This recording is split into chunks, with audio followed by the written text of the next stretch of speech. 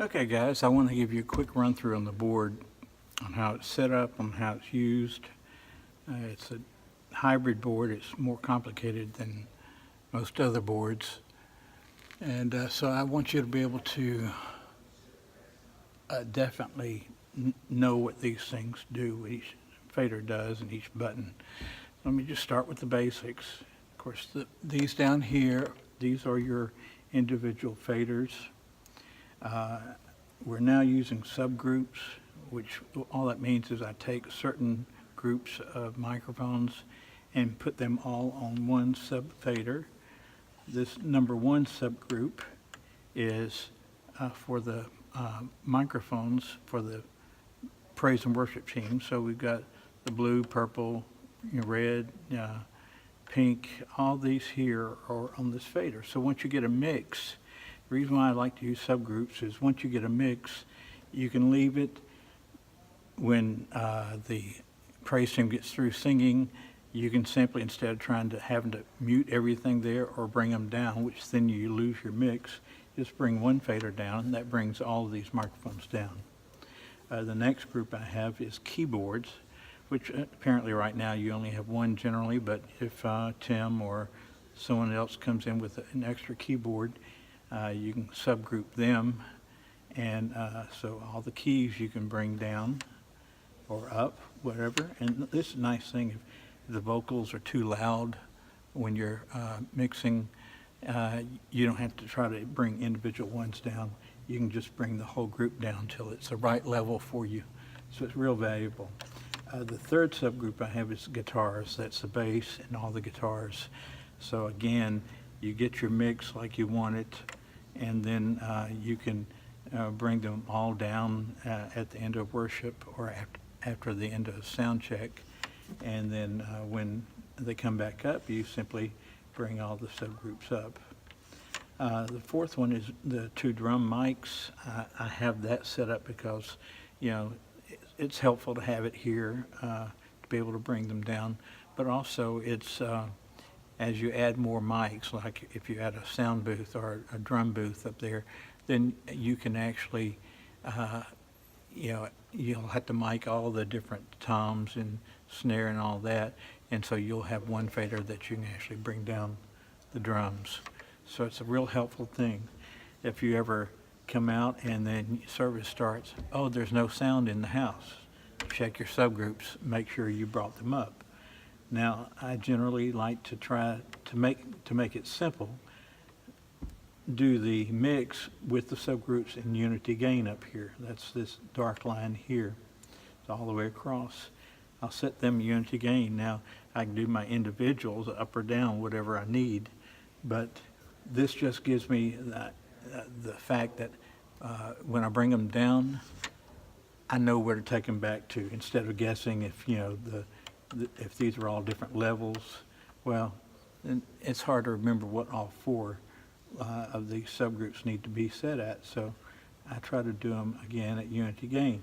Now, when you get into service, again, you might find out that you might have to adjust one up or down. Well, one change, you can probably remember or be pretty close. So make sure this is always up. Make sure the master is up. Just also a little heads up, it's good for the masters and submasters to carry most of the load. They're meant to handle more signal without distortion. So you want to always have them up close to unity gain at least, if not at unity gain. So my idea for you is to start with everything like that. If you have to make adjustments, you can. I know when I mixed here for the conference, everything was a little bit loud. So I was able to bring everything down slowly till I got to the level that I thought I could live with. And I did that at the master.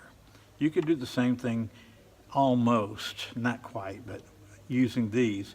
The reason why I say not quite is because the lapel mic here, the wireless handhelds, the CD, the computer, and all this, I don't have on a subgroup.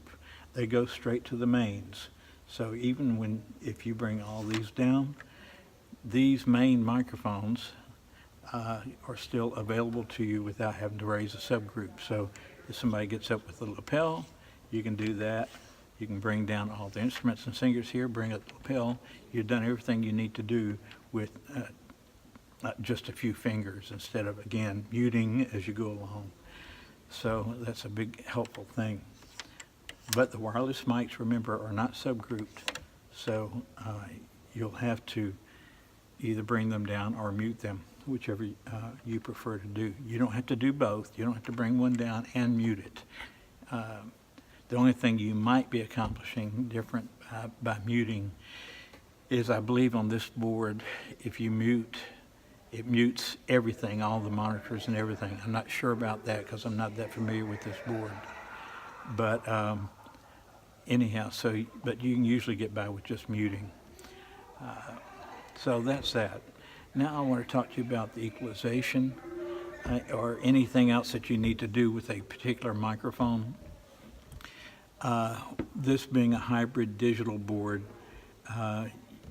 what you have to do if you want to change the EQ on a mic, give it more highs, more lows, take some lows away, whatever you need to do, you have to choose the mic that you want to affect. So let's just say the lapel mic is too bassy.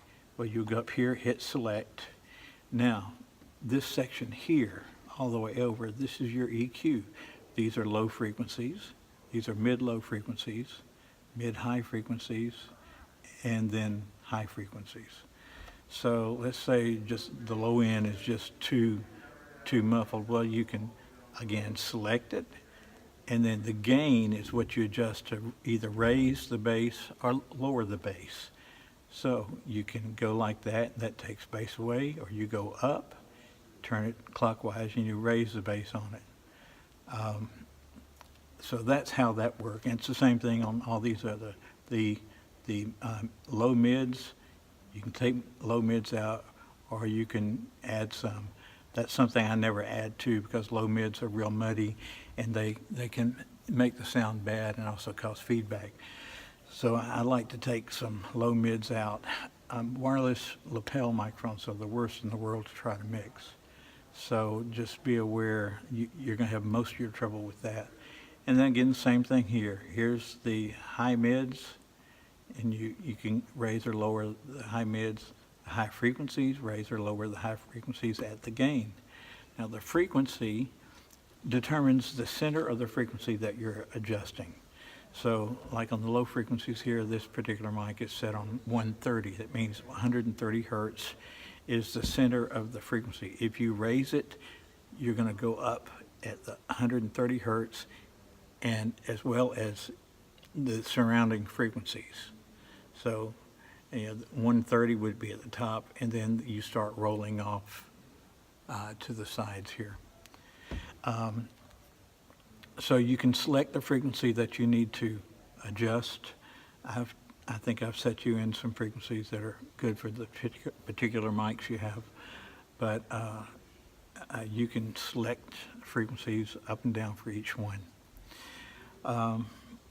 This middle thing is giving you the width of the frequency. So if you're at the top here, which you see gets narrow at the top, this little line here, that means you're only selecting a real narrow frequency that you're either raising or lowering.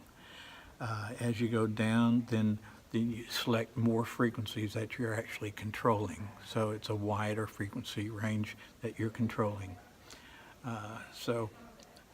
These are things that you're probably not going to be able to play with during a service too much until you get familiar with it. But this is how you do it. Again, you turn the gain to either raise, bass, mid-highs, or highs.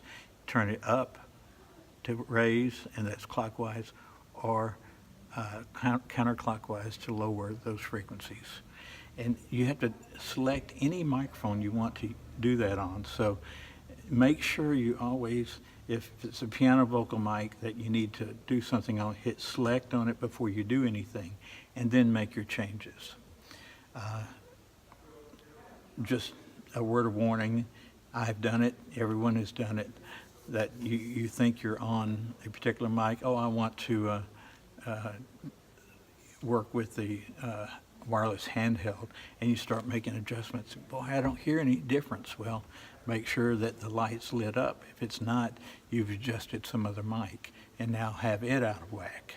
So be sure to always find the channel you want to adjust, hit select on that channel, and then you can make your adjustments. Don't worry about compression or all this right here. It's just not something we're going to deal with right now.